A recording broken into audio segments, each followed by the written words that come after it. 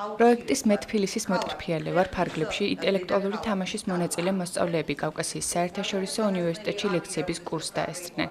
ისტორიის მეცნიერებათა დოქტორმა ქეთევან შაშიაშვილმა აუდიტორიას თბილისის ისტორია გააცნო. სალექციო კურსის ფარგლებში კავკასიის საერთაშორისო უნივერსიტეტის მულტიმედია ცენტრის ბაზაზე მომზადებული დოკუმენტური ფილმების სიონისა და მეტეხის ჩვენებაც გაიმართა.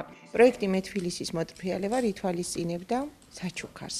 საჩუქარი იყო ჩვენი უნივერსიტეტიდან ყველა მოთამაშისთვის, რომელმაც მიიღო მონაწილეობა ჩვენს პროექტში და ამდენად ჩვენთვის ბედნიერება არის, რომ საჩუქარს გამოხმაურება იყო მაქსიმალური, ყველა მომნაწილე სკოლა მოვიდა დღეს და მადლიერებას რომ ხედავდით ბავშვებთვის, ეს ჩვენთვის ბედნიერება იყო. ვფიქრობ, რომ ეს იქნება ძალიან კარგი სალექციო კურსი და შედეგსაც ვხედავთ, იმიტომ რომ სტუდენტები, მოსწავლეები საკმაოდ აღფრთოვანებულები ტოვებდნენ დარბაზს, როდესაც ამ ლექციას უსმენდნენ. ძალიან საინტერესო დღე იყო. მინდა დიდი მადლობა გადაუხადო ამ პროექტის ავტორებს, იმიტომ რომ კიდევ ერთხელ ძალიან ლამაზი, საინტერესო, შემეცნებითი დღე აჩუქეს სკოლის მოსწავლეებს. ფილმითაც, ლექციითაც კმაყოფილები ვართ და აუცილებლად ეს არა მარტო 1 და 2 წლის განმავლობაში მთელი ცხოვრება დაგვრჩება და ეს იყო ერთ-ერთი დასამახსოვრებელი ლექცია.